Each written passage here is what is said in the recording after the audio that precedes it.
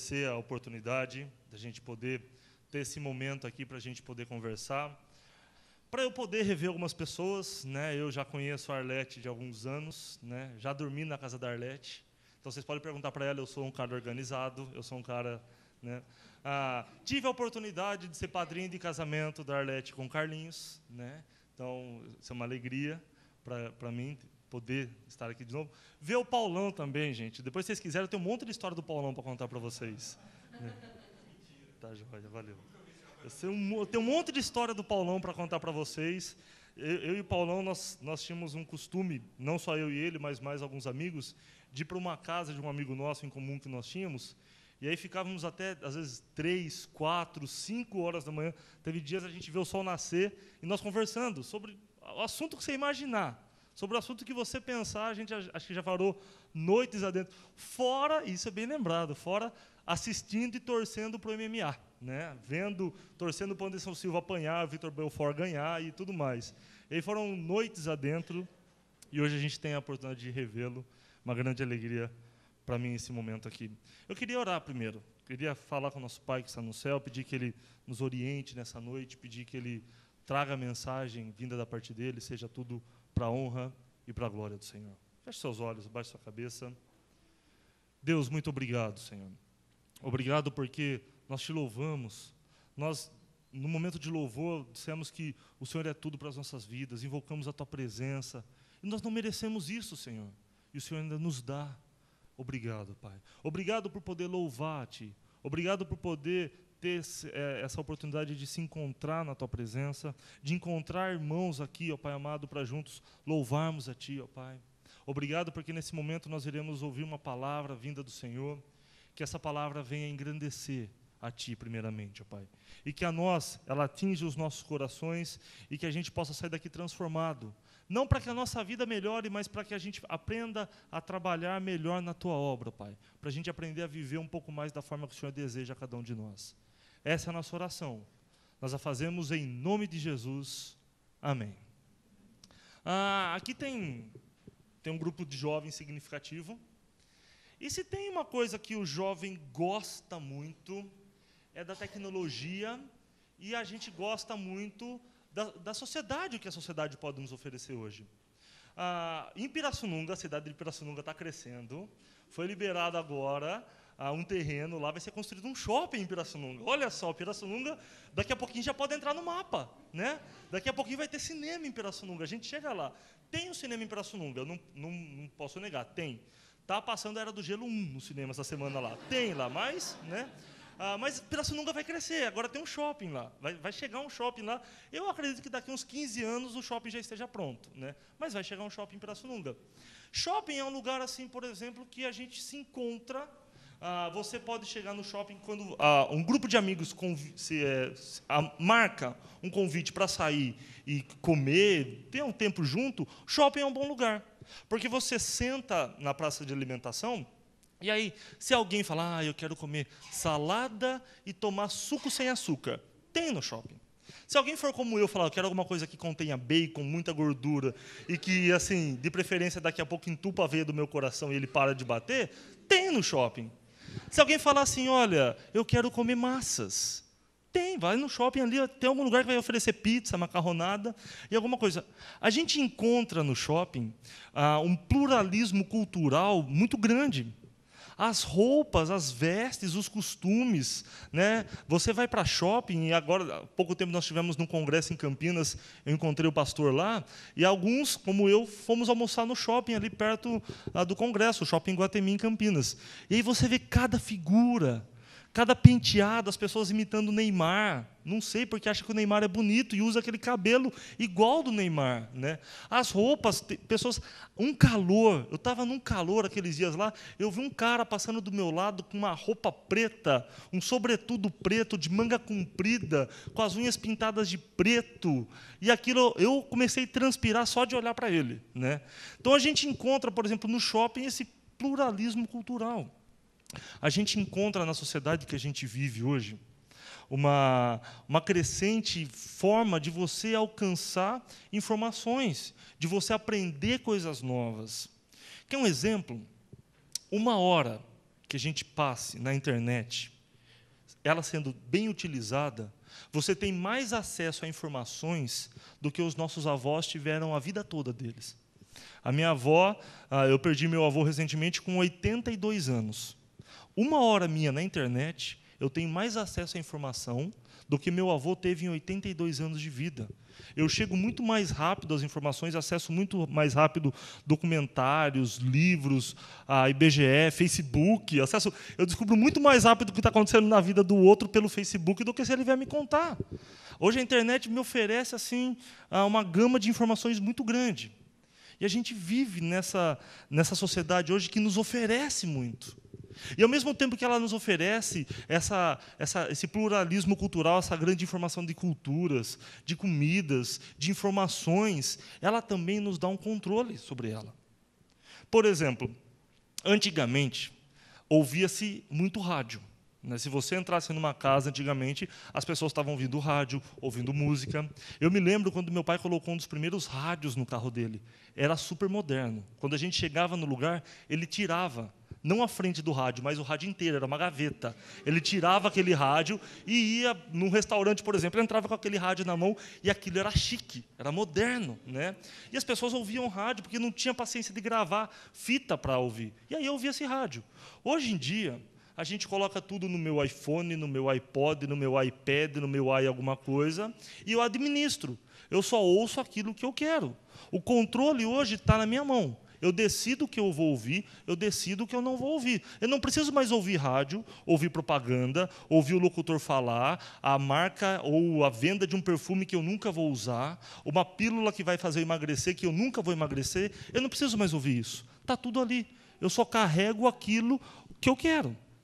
Por exemplo, quer ver um exemplo básico aqui? Não preciso nem perguntar, acredito que todo mundo aqui tenha celular, né? Agora, a minha pergunta é o seguinte: dos celulares que nós temos, eu acredito que todo mundo tenha, que celular aqui de verdade serve para fazer ligação?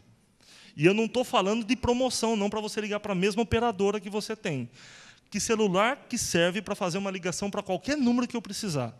Agora a gente está aqui em São Carlos. Para ligar para Pirassununga é outro DDD, então algumas operadoras, nem a promoção não serve para isso. Se eu precisar de um celular para fazer uma ligação lá para Pirassununga, para falar com alguém, que celular que eu posso usar?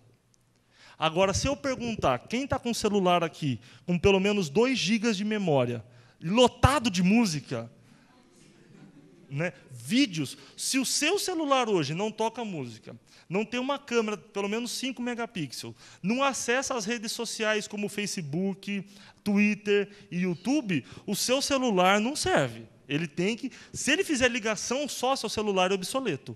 Ele pode até não fazer ligação, mas ele tem que ter tudo isso. Ele tem que ter acesso às redes sociais, tem como tirar foto, ouvir música e filmar e tudo mais. Essa demanda que a gente vive hoje colocou o controle em nossas mãos. Eu tenho certeza que você, deitado na sua casa, quando você está assistindo um programa televisivo, e aí termina aquela parte que você está assistindo ou vai entrar um comercial, a primeira coisa que você faz é o quê? A gente muda de canal, né? A gente muda de canal, a gente não assiste aquilo que a gente não quer. O controle hoje está nas nossas mãos. Para eu passar daqui a pouquinho um slide que eu quero a próxima imagem, eu estou com o controle na minha mão. Hoje, o controle está em nossas mãos. Tem um seriado que passa na TV de uma família que os pais viveram uma época, hoje tem a oportunidade de dar para os filhos coisas que eles não tiveram. Um determinado momento, o menino está desesperado, falando assim: pai, eu preciso desligar a televisão, mas o controle acabou a pilha. O pai fala assim: olha, eu vou te mostrar uma mágica. O pai vai até a televisão e desliga na televisão. O menino olha para o pai e fala assim: eu não sabia que dava para fazer isso. Que impressionante, como que o senhor fez isso? Ele falou: não, está aqui o botão, né? Hoje a gente tem o controle nas nossas mãos. A gente decide aquilo que a gente quer e a gente decide aquilo que a gente não quer. A gente é quase que uma sociedade do controle remoto, né? E aí a gente tem isso, o controle das nossas mãos. Em contrapartida disso, a gente tem uma demanda muito grande de coisas para fazer, para dizer sim, dizer não, para aceitar, não aceitar. Ao mesmo tempo que a gente tem o controle em nossas mãos, algumas coisas às vezes somem do nosso controle, dado essa demanda que nos é oferecida hoje em dia. Eu estava lendo ontem a Folha de São Paulo, eu vi uma reportagem que eu achei muito interessante na Folha de São Paulo de ontem. Esse site aí, né? É um site que, se você entrar lá, é impressionante. Ele é um site feito e direcionado para um público casado.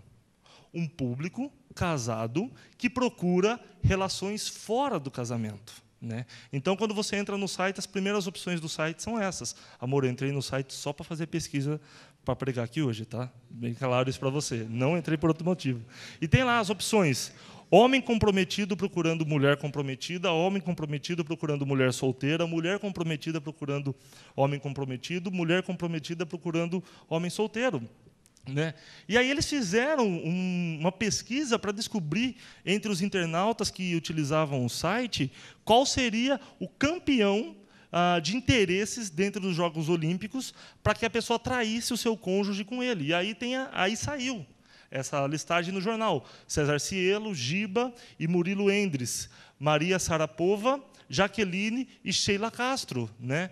Ou seja, saiu os campeões no pódio de quem as pessoas que são infiéis declaradamente considerariam pessoas que valeria a pena trair o seu cônjuge. Essa é a sociedade que a gente vive hoje. É isso que a sociedade que a gente vive hoje nos oferece. Nessa demanda, nesse pluralismo cultural, nesse controle que temos em nossas mãos, uma das coisas que o controle talvez tenha que acionar sim ou não, é isso que ele nos oferece. É essa sociedade que a gente vive hoje. E aí eu estou falando para um grupo de jovens, no qual eu me incluo, e eu tenho certeza que você sofre muito com isso, com aquilo que a sociedade talvez te ofereça e com aquilo que talvez você tenha que aprender a dizer sim ou não. A carta de João, quero convidar você a abrir a sua Bíblia nesse texto. Primeira carta de João, capítulo 2. Ela foi escrita com um interesse muito peculiar.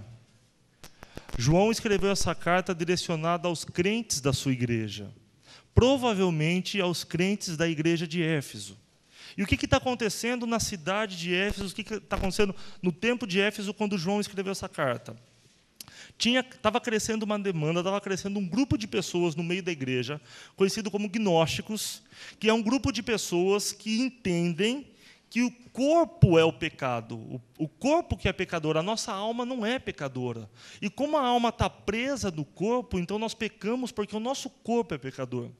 E esses gnósticos, baseados nessa ideia, eles ensinavam o seguinte: olha, você pode pecar, você pode errar, você pode entrar num site daquele, trair o seu marido e trair sua esposa, e mesmo assim você pode continuar tendo comunhão com Deus.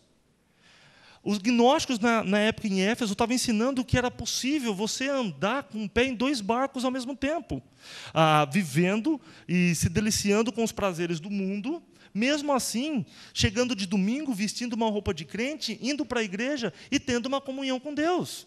Era isso que os gnósticos na época estavam ensinando. E João olha para isso e fala: olha, eu preciso explicar e ensinar para esse povo a diferença de uma coisa e de outra. Eu quero convidar você a ler comigo. Eu coloquei uma outra versão, a versão NVI, mas, por favor, deixa a sua Bíblia aberta e eu quero que você acompanhe a leitura aqui comigo. Diz o seguinte: filhinhos, eu lhes escrevo porque os seus pecados foram perdoados, graças ao nome de Jesus. Pais, eu lhes escrevo porque vocês conhecem aquele que é desde o princípio. Jovens, eu lhes escrevo porque venceram o maligno. Filhinhos, eu lhes escrevi porque vocês conheceram um Pai. Pais, eu lhes escrevi porque vocês conhecem aquele que é desde o princípio. Jovens, eu lhes escrevi porque vocês são fortes, e em vocês a palavra de Deus permanece, e vocês venceram o maligno. Não amem o mundo, nem o que há nele.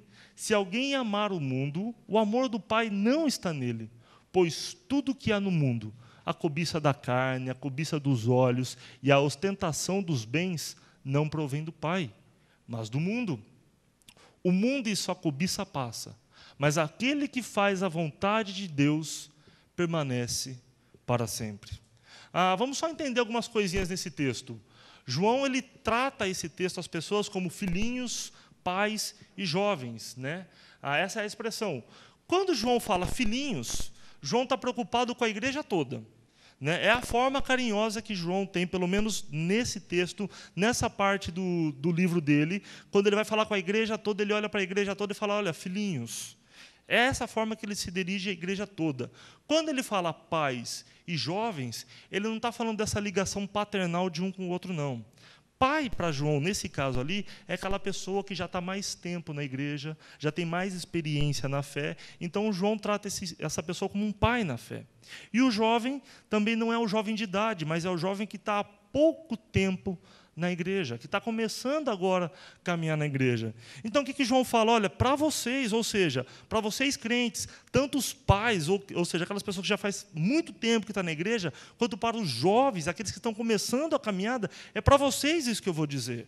É para vocês, homens e mulheres dessa igreja de Éfeso. E aí ele começa dizendo algumas características.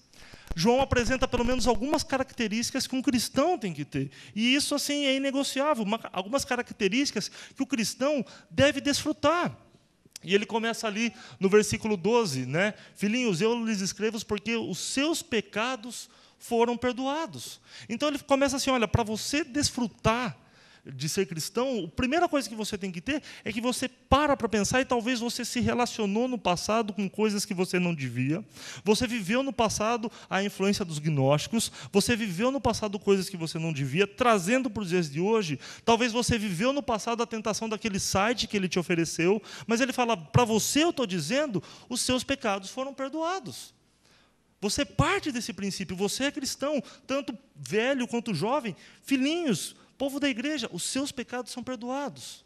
E aí ele continua, Pai, eu lhes escrevo porque vocês conhecem aquele que é desde o princípio.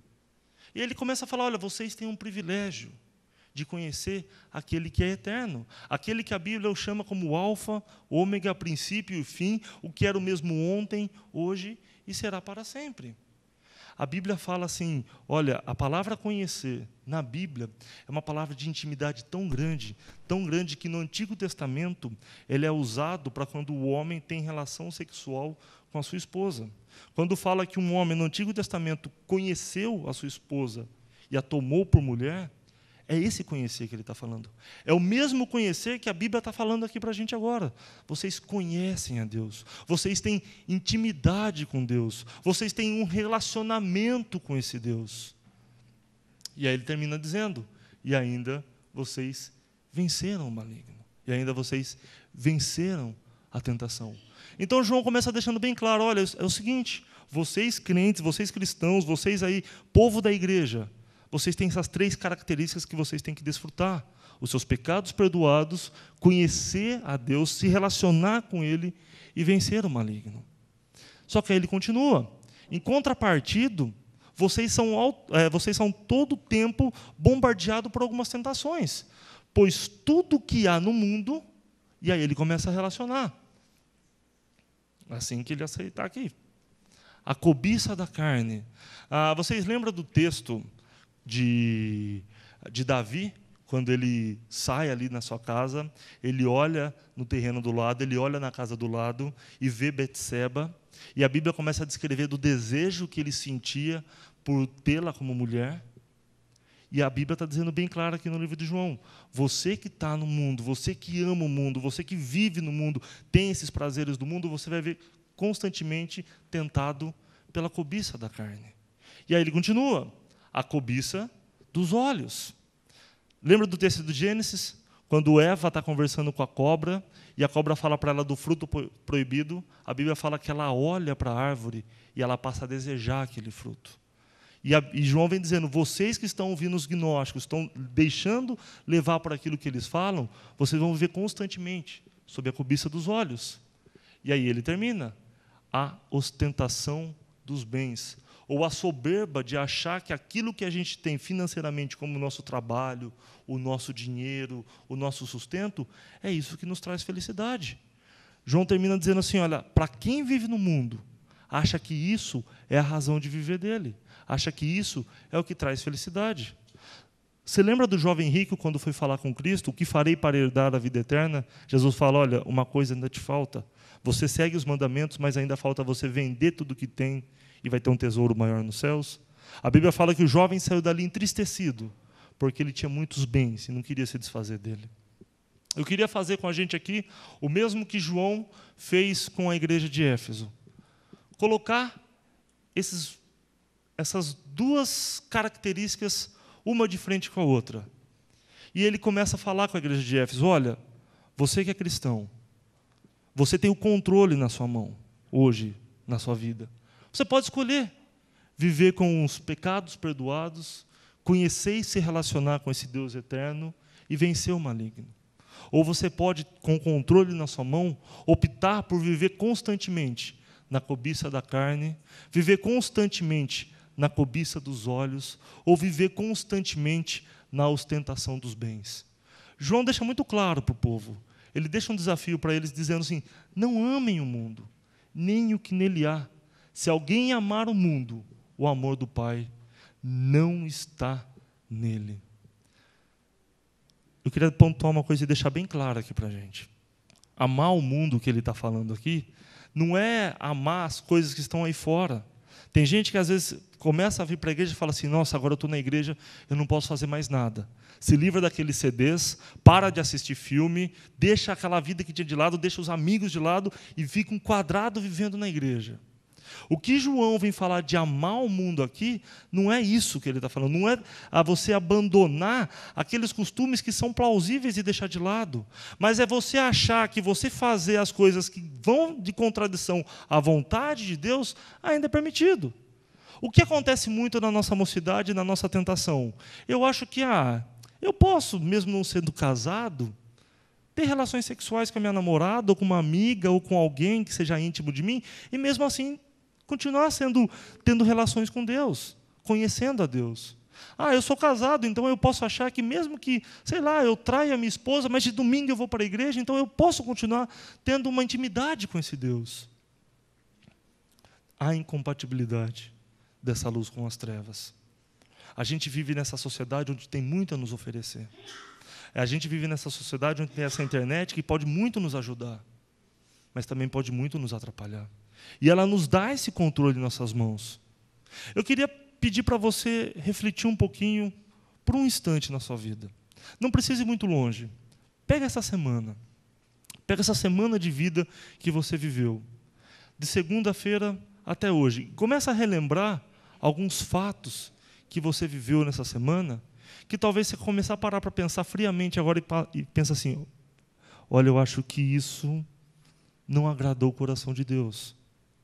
Só que se você não parar para pensar, você percebeu que você passou essa semana e fez isso achando que era normal, achando que era mais uma coisa que você estava fazendo, achando que não tinha problema. Vem hoje, sábado, para a igreja, vem amanhã, domingo, para a igreja, busca uma intimidade com Deus, esquecendo que muitas vezes a gente deixou de lado e fez aquilo que João falou para a gente não fazer. Amamos mais o mundo e as coisas que há nele. Sabe qual é a principal artimanha do inimigo do Senhor, segundo a primeira carta de João? Não é chegar para a gente e falar: olha, esquece Deus e adore outra coisa. É chegar para a gente e falar assim: adore a Deus, mas adore o mundo também. Viva para Deus, mas viva para o mundo também. Viva para a sua igreja, para aquilo que o pastor tem ensinado você domingo após domingo, mas continue fazendo aquilo que os seus amigos da faculdade e da escola fazem. A maior artimanha do inimigo, segundo a primeira carta de João, para as nossas vidas hoje, é isso. Não é fazer com que nós esqueçamos de Deus, mas é fazer que a gente tenha Deus nas nossas vidas e mais alguma coisa. E aí, segundo João, não tem como. Ou a gente ama a Deus, ou a gente ama o mundo. E aí ele conclui dizendo de forma muito clara: o mundo e a sua cobiça passam, mas aquele que faz a vontade de Deus permanece para sempre. João, depois de listar as duas opções de características que nós podíamos herdar, e ainda ele fala: se você quiser ficar no mundo, tranquilo, mas saiba que você vai sofrer essa consequência. O mundo passa juntamente com a sua cobiça. Não se preocupe, se hoje a gente está fazendo a opção de amar mais o mundo e a gente está sofrendo com essas cobiças, ela vai passar juntamente com o mundo. E isso vai acabar. Mas ele fala: mas quem faz a vontade de Deus permanece para sempre. Eu queria fazer uma pergunta para você, E queria que você respondesse de forma muito franca, muito clara para si mesmo. Quando você faz uma análise da sua vida, não desse momento que você está vivendo aqui agora, mas da sua vida, da porta para fora da igreja, do portão para fora da igreja, as suas atitudes têm demonstrado um amor a Deus ou têm demonstrado um amor ao mundo? De forma muito simples. Para lembrar aquilo que o pastor tem pregado domingo após domingo. Você tem botado em prática aquilo? Quando você tem a oportunidade de fazer algo em favor do Evangelho, em favor desse Cristo, você tem botado em prática ou você tem preferido seguir os seus amigos da faculdade, da escola? Eu queria que você fosse muito franco. Essa sociedade que a gente vive hoje nos dá um controle. E esse controle está em nossas mãos. O problema é que muitas vezes a gente usa o controle para decidir fazer a vontade e amar o mundo. Para decidir viver diante da cobiça dos olhos, diante da cobiça da carne, diante da ostentação de achar que o meu dinheiro traz a minha felicidade. Eu queria desafiar você a pensar na sua vida e a entender como que nós temos vivido para Cristo, como nós temos feito a vontade dEle, como nós temos demonstrado fazer o amor e viver com Ele eternamente. Eu preparei um vídeo, eu queria que vocês assistissem esse vídeo, depois a gente volta a conversar rapidamente.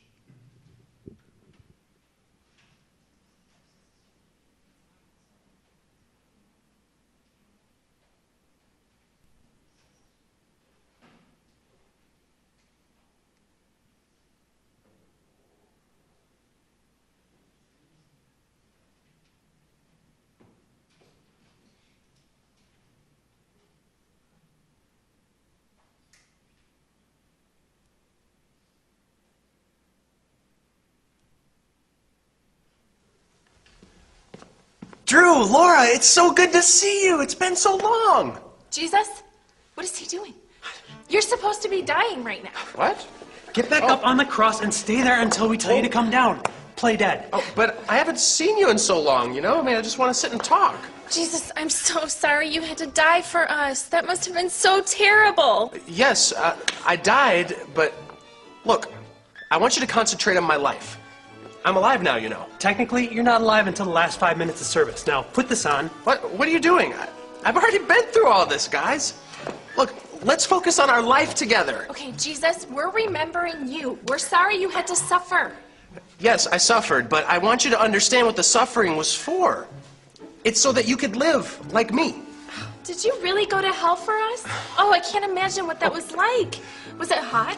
Did you see Satan? Okay, is this a joke? You know, Jesus, you're not taking Really? your death very seriously. Now, please, be respectful of what you did 2,000 years ago. Okay, my death is where life began. I did that so that we could have this. Jesus, please forgive me for my sin. Whoa, guys, stop this. I'm alive. Jesus, we know you're alive. Now hold still. If you know I'm alive, why do you keep treating me like I'm not?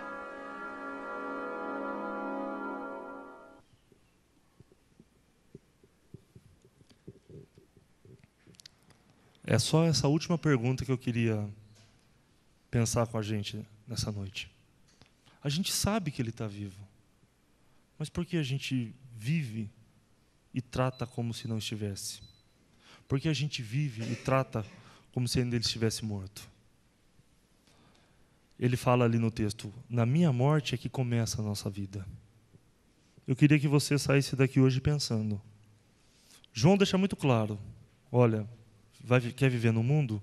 Você vai sofrer a cobiça da carne, a cobiça dos olhos, e você vai achar que seu dinheiro serve para fazer você feliz. Quer viver comigo? Quer viver com Deus? Você vai ter seus pecados perdoados. Você vai ter a oportunidade de conhecer a esse Deus de perto. Vai ter a oportunidade de vencer o maligno. Você que escolhe, o controle está em suas mãos. Mas quem escolher viver no mundo, o mundo passa junto da sua cobiça. Quem escolher viver, mas viver de verdade, sabendo que esse Cristo está vivo e nós vivemos por Ele, vai viver eternamente. A gente vive numa sociedade onde que se eu obrigar a gente a sair daqui, não, a gente vai sair daqui, você é obrigado a sair daqui, a ler a Bíblia, a orar todo domingo, ninguém vai fazer isso. Eu quero convidar você a desejar fazer isso. Eu quero convidar você a sentir a vontade de viver para esse Cristo que está vivo, que vive eternamente. Feche seus olhos, abaixe sua cabeça. Antes que eu comece a orar, eu quero convidar você a ter um instante de oração silenciosa. Quero convidar você a ter um instante de conversa com Deus. Porque talvez nessa vida que te deu esse controle remoto, que te deu essa chance de escolher, que te deu essa chance de mudar de canal, talvez você tenha mudado o canal da sua vida, tenha mudado o seu relacionamento com Cristo, você entrou no intervalo, mudou de canal, em vez de estar caminhando com Cristo, hoje você está sedento, mas está vivendo no mundo e sofrendo com as tentações dele.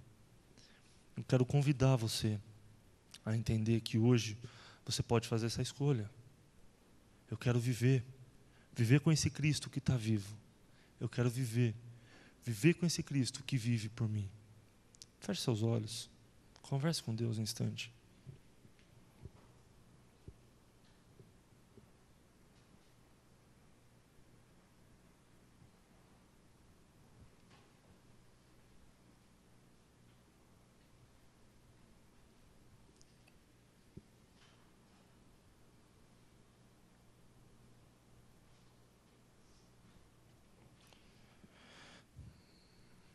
Deus, eu te peço, ó Pai, que o Senhor nos ajude. Constantemente, ó Deus, nós somos tentados a viver de acordo com as vontades do mundo, ó Pai, realizando os desejos nossos cada dia e deixando o Senhor de lado, ó Pai. Eu te peço, Senhor, nos ajuda. Assim como no livro da Tua Palavra, na carta de João, o povo ali estava sendo tentado por um grupo de pessoas que estavam ensinando um falso evangelho, ó Pai. Hoje aqui nós somos tentados por inúmeras coisas, ó Deus. A sociedade, o mundo, as próprias cobiças que nós temos, ó Pai. Ó Deus, nos ajuda a vivermos para o Senhor. Mas nos ajuda a vivermos de forma verdadeira, entendendo que o Senhor é um Deus que está vivo. Entendendo que o Senhor é um Deus que vive, reina e hoje pode vir e transformar as nossas vidas, ó Pai amado. Ó Deus, que nós tenhamos a coragem de viver somente para o Senhor. Que nós tenhamos a sabedoria de vivermos somente para cumprirmos a Tua vontade, ó Pai. Entendendo que o Senhor é um Deus vivo e verdadeiro em nossas vidas, ó Pai. Essa é a nossa oração, ó Pai.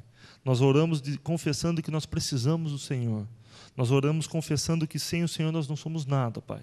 Por isso nós te pedimos a Tua ajuda. Por isso nós te pedimos que o Senhor esteja conosco, conduzindo as nossas vidas, para que possamos viver diante da Tua vontade. Viver sabendo que o Senhor é um Deus vivo, reto e verdadeiro, ó Pai. Essa é a nossa oração. Nós te pedimos em nome de Jesus que o Senhor nos ajude. Amém, Senhor.